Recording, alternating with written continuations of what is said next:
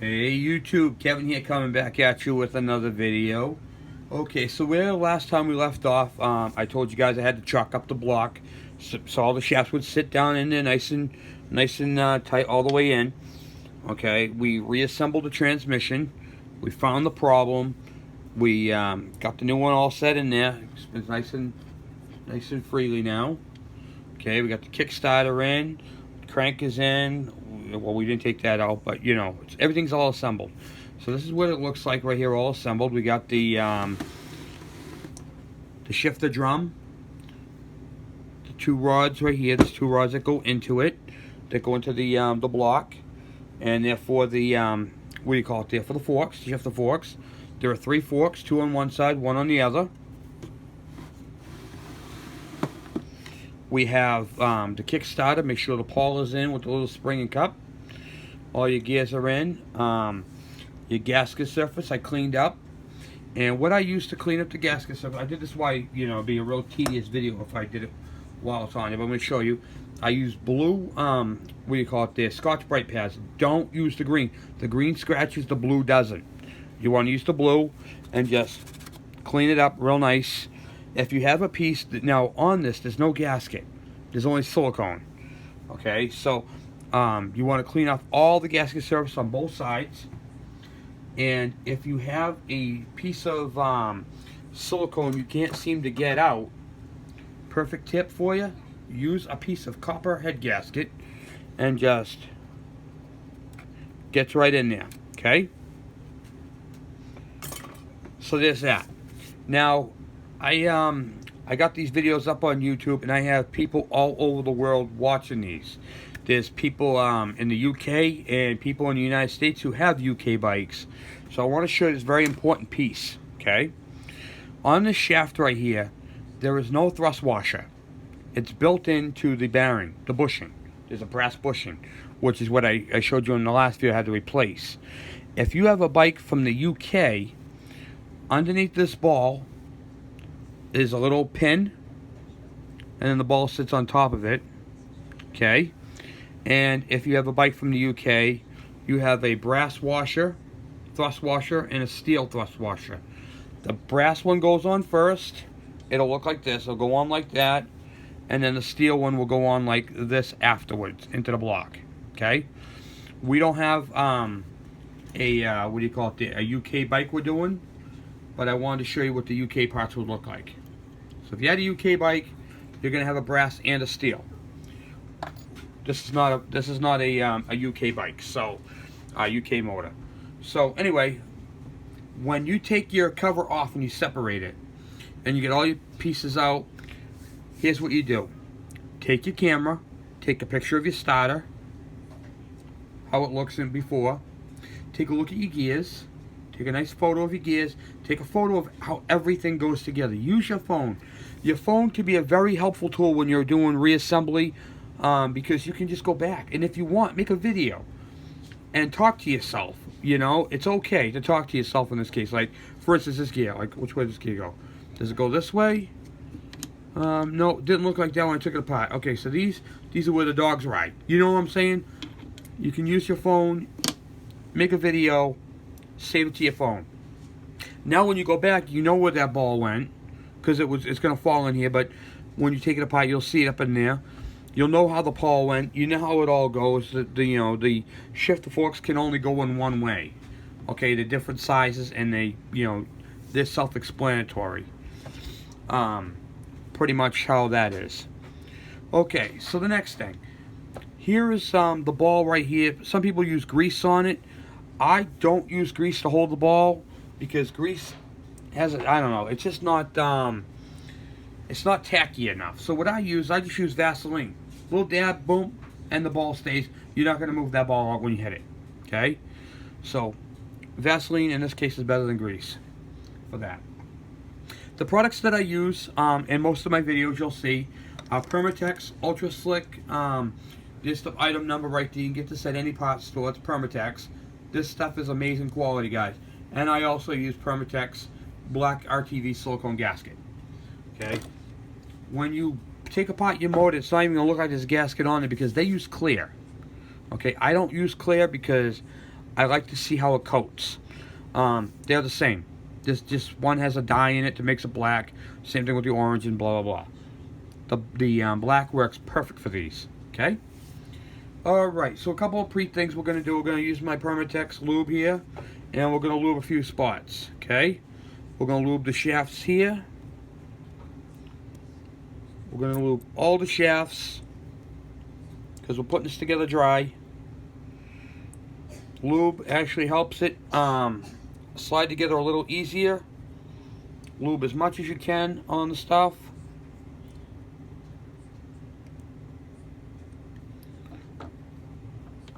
All the shafts. This is very important to get this crankshaft part right here, because this is where the crankshaft seal rides. Okay, the bearing came out with the crank. In this case, sometimes it doesn't, but lubricate it, because it's going to go back in, because there's going to be a tight spot when you go to reassemble it, and it's because you're now pressing the bearing back into the housing. Okay, after you get that done, you're going to do an inspection and make sure that you get all the gasket material off, that there's no gasket material, and that you have no assembly lube on any of the gasket surface. Okay, you don't want that. What I do is I set the crank to bottom, top, dead center, so the rod is right in the way. That way it doesn't get in the place of any of the gasket surfaces. I also want to show you guys another thing. There's two different types of covers.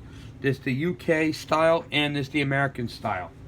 The American style looks like, I'll show you, this shaft right here is adjustable on some bikes. So right here would be the adjuster. Okay, if you have a American bike, you don't have to touch it. If you have a UK bike, you will have to touch it. So you can see right here, it's got the screw right in the middle. Okay, all you're going to do with that is you're going to screw it in until it just touches. That's it. You're just taking the play out of the shaft. Okay? Screw it until it just touches the shaft. Done. Walk away, leave it. Okay? Real simple to do. So for the next step, I'm going to use the Permatex Black RTV Silicone Adhesive. It's the part number right there, 81158. You can get these at any auto parts stores. Walmart, everywhere has them. I mean, Permatex is everywhere, so I don't think you're going to have an issue finding a Permatex product. But it is a very good quality. They do make others, but Permatex is ultimately my favorite. Never had an issue with it.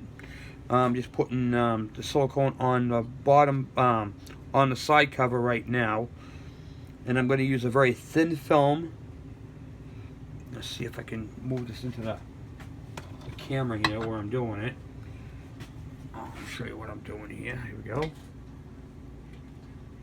Right like this.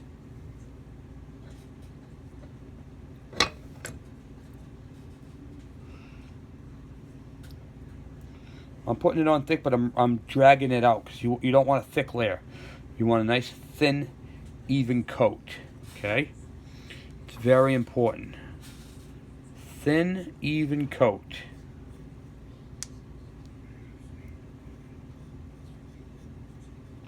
This is a machine surface. There's no gasket. It's perfectly flat. However, you still want to have some type of protection.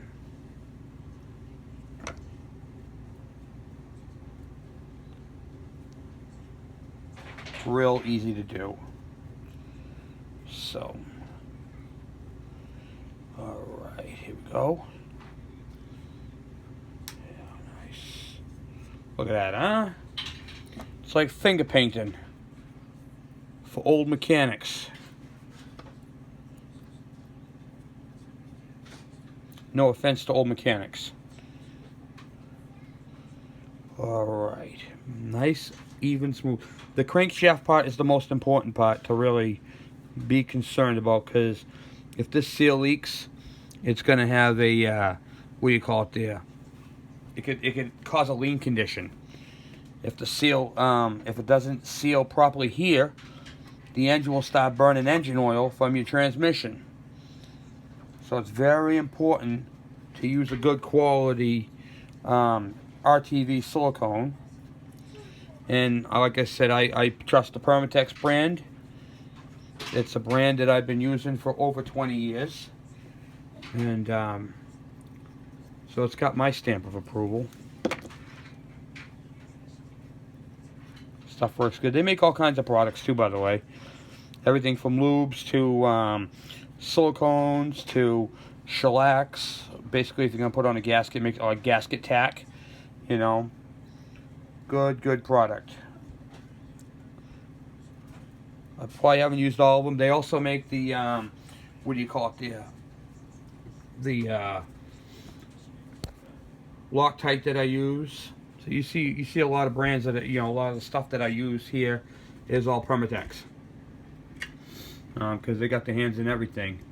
And when you're that good, you're that good. Okay, so get you back on here. Okay, so this is going to be the complicated part because these things don't like to go together too well. So basically what we're going to do is flip the case over. It's all nice and lubed. Put this on. I'm going to put a little bit of lube on the crankshaft seal before I do that. Even though I lubed it here, you also want to throw a little bit on the seal itself. I'm not replacing the seal because the seal has very low mileage and is in absolutely perfect condition. And these crankshaft seals on these things, unless the engine's been waterlogged, tend to last a lifetime. Very rarely will you find one you need to replace on a KE. Alright. So, you can see how that right there pretty much went together fairly easy. The hang up right now is on the bearing for the crankshaft. Alright, so for that one, I'm going to grab my rubber mallet and I'm going to tap it on. Gently.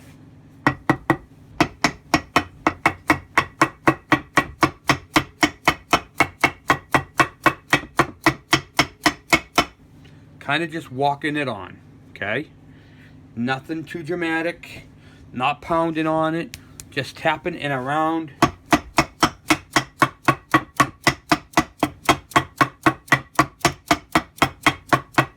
Circular angles. Back.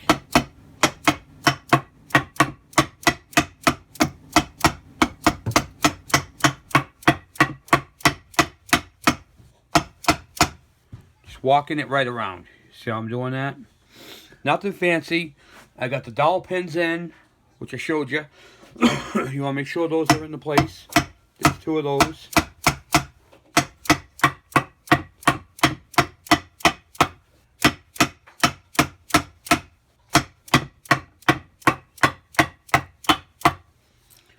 Coming together pretty nicely. You see the gap is starting to what do you call it there?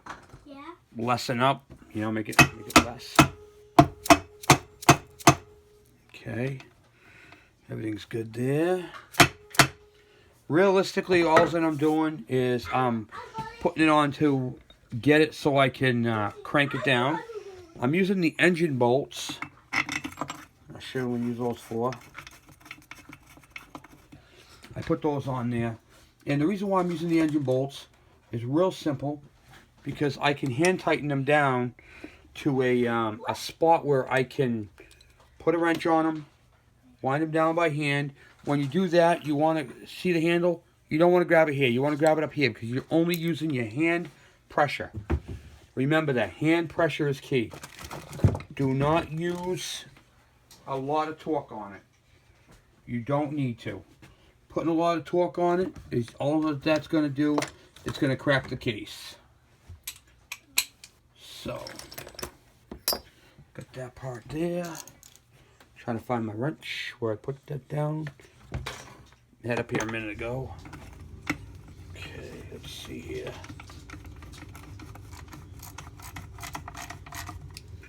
Alright, I started there. And then I got to get the wrench. I put the wrench down up here just a couple minutes ago. Here it is. And I lost my place. So, I'm going to use 3 bolts, not 4. We put one on each corner of this thing right here, so it'll hold it, and I can run down. Like I said, what I'm using is a battery box to hold it, because they're pretty strong. You can, if you center it in there properly, you can grab it on at least 3 corners of it, and it'll actually hold it up pretty nicely without having any major issues there, as far as that's concerned. So that's a good positive thing to have. Alright, hold on 1 second, I need to grab another nut here, hold on. Okay. Alright, put a nut right here. Then I'm just using the engine bolts. And what I'm doing, I'll show you. If I can get it properly set like that, so you can see it in the whole thing. Alright, so I'm just using the ratchet and the wrench on the end, and I'm just winding it in. I'm not, what do you call it there, cranking on it. And you're going to make sure your dowel pins, you got one here and one up by the crank, you want to make sure that those start to go in as well. You don't want to crush one of them over.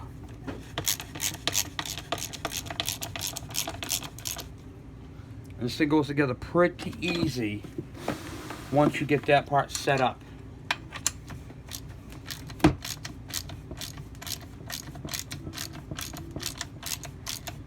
If it goes together really hard, you're doing something wrong. Okay? It should go in fairly easy. You're not going to push the two halves together. You're going to need to use a bolt or something to wind them in together. But when you're done,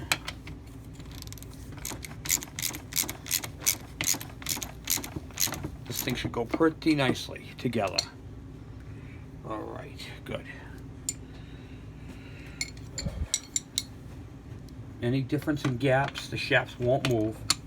The shafts probably won't move until you get the case centered and flattened together, which is typical.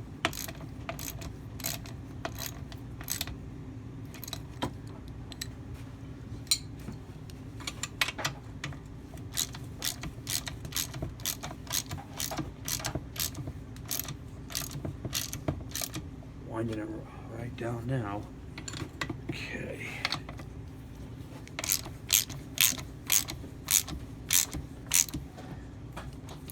Alright. Snug these all up like a bug in a rug. Okay.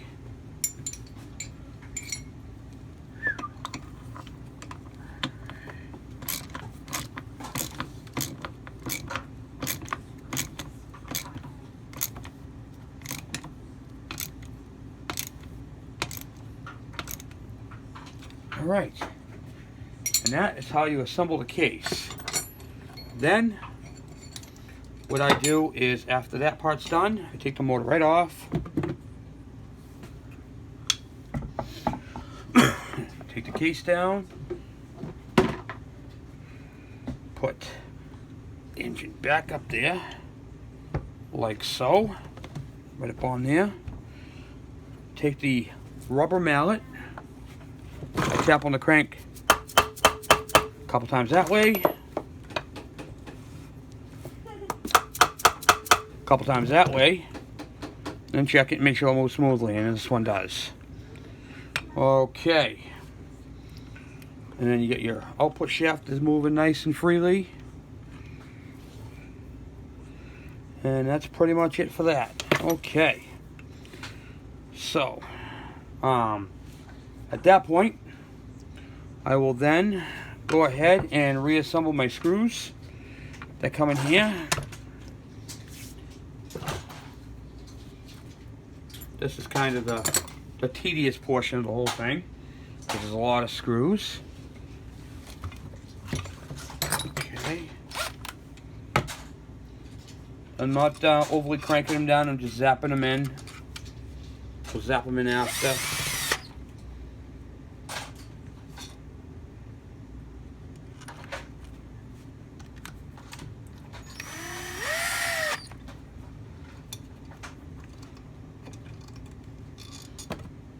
All going fairly easy.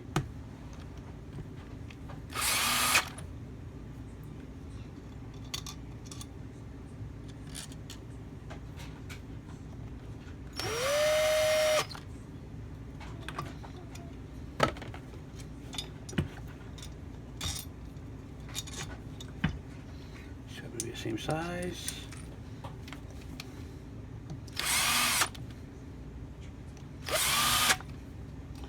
Okay. That one's in. These two bolts up here are next.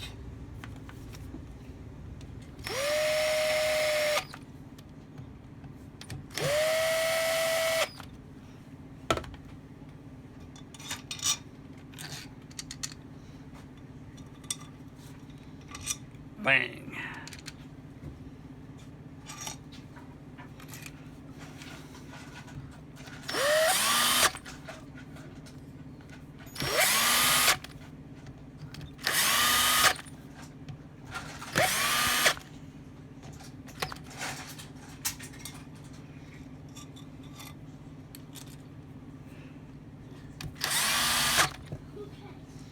Okay. Spins nice and freely. Everything's intact. Then what I like to do is I just take my impact hammer driver right here, and I'm going to start in the center here because the crankshaft part is the most important part. So to tighten these down, I'm going to start with the outside one here. Turn it to the where it's going to give it, and give it a shock. Give it a shock. Give it a shock.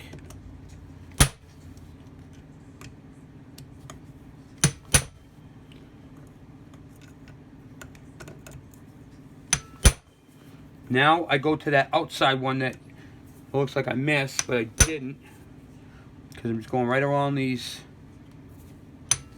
bolts. We're going in a circular position. Okay. So work my way out.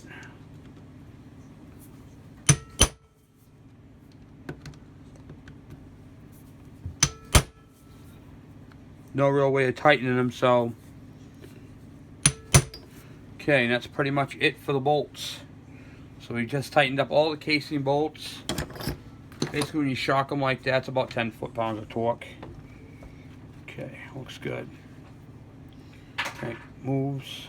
Yep, crank moves nicely. Everything looks good. Okay. All right, now flip it up. I always do my inspections, make sure everything's good. Oh yeah, that turns over nice. Look at that, huh? Beautiful. Let's remember before when I first had this thing, the Kickstarter wouldn't return back. So let's see if we can get this thing to retract back. For that, I'm going to need the big spring and the cup that goes into it.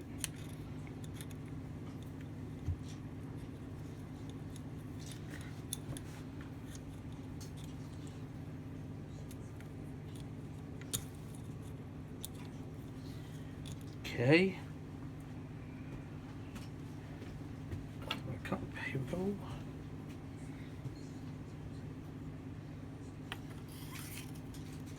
Just like so.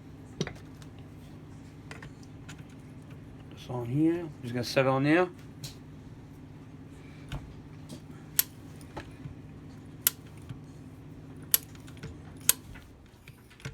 Okay, I'm gonna stop there. So why are we doing that like that?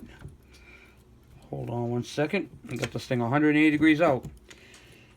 Alright. It's alright, no problem. Take that back out.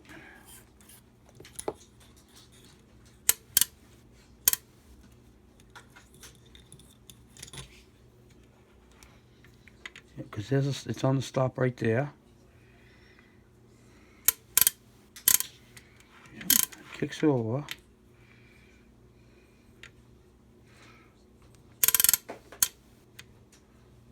Gotta check that out. Okay. It's like that.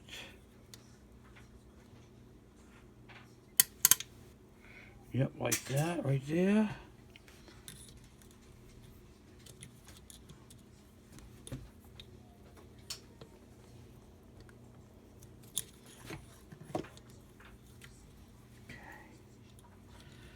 Where'd you go? Here we go.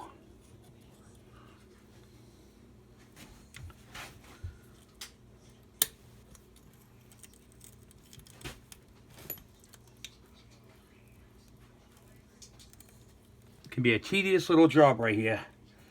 Tell you that right now. Okay, your cup. You have a spot where it's indented, and then there's a flat side. The flat side goes out, dent goes in.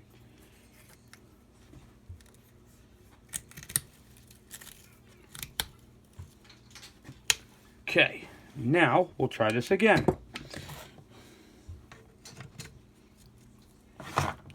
Kickstarter's on. Oh yeah, look at that. Beautiful. So the Kickstarter will retract. It winds itself back out though. Alright. Take that back off, and we are good on that. Then, remember I showed you that bolt right there the last time? We're going to tighten that up the same way we did the regular bolts. Put that on there. Give it a good old once over like that. We're good there. And then we're going to tighten up that nut right, the bolt right there. Figure out what it is.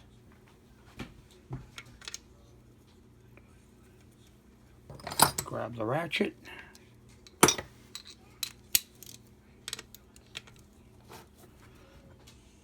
Okay. Don't have to monkey time, just snug them really tight. Shaft feels good. It turns over, I'm happy with that. Well guys, that's how you assemble the case. And then tomorrow night, we're going to do another video on reassembling the side of the motor. We're going to clean it up. I got the gasket already. So we're going to reassemble it. This engine's, like I said, it's going to go on the, this was a spare engine. But I decided what I'm going to do with it is, this is a Kawasaki ke100 motor. I think it would be a nice, it'd make a really nice KD100 engine. Of course, they are the same. So we're going to go ahead and do all that. So basically, everything I showed you before, just in reverse order. We're going to put the Kickstarter shaft, not the Kickstarter, the gear shifter shaft in, and show you the proper way of doing the bushings and the spring and the thrust washers. She'll do the thrust washer right now. This is the thrust washer right here. This goes for the clutch. So this goes over the whole thing, over the bearing. And then there's a spring that goes over the clutch assembly, which I happen to have handy, so we'll throw that on there real quick. Those sit like that. And then there's another little piece up here that goes in here for the oiler. We'll dig that out. We got to put the gear in for the oiler. And that's pretty much it for this side. Then we'll put the clutch on. We're going to use a new clutch. I have that nice one I showed you guys there before, so the clutch on this one was good, so I'm going to save it for another day, but because it's going on one of my personal dirt bikes, and I happen to have it, I'm going to use it. So, I'm going to clean out the drum. We're going to replace the clutches, but that'll be a whole different video. And make sure it's all nice and clean in there. You can see all the stuff from that, and this fits in there, but we're not to that point yet. So, but anyway, we gotta put the shaft in first. Can't put the shaft in. Can't put this together without the shaft in first. You know what I mean by shaft? The shifter shaft that goes through. And that's pretty much it. So that's all I got for you guys for today. Thank you for watching. That is how you reassemble your transmission case. And I hope you hope that helps you. And remember, black RTV silicone gasket, evenly spread. Use the bolts to gently crank it in. Don't just wind it in, because if you wind it in, you're going to break something. Go in easy. If you have a ratchet like this, don't grab it from here. Grab it from up here so you can use your hands. You can feel how much pressure you're putting on it. Even pressure. Note how much pressure. Walk it on evenly. Okay? Look at the gap. Make sure your dowel pins are in and in the proper place. And you should be good to go. So, that's all I have for you guys for tonight. Thank you for watching. Please subscribe.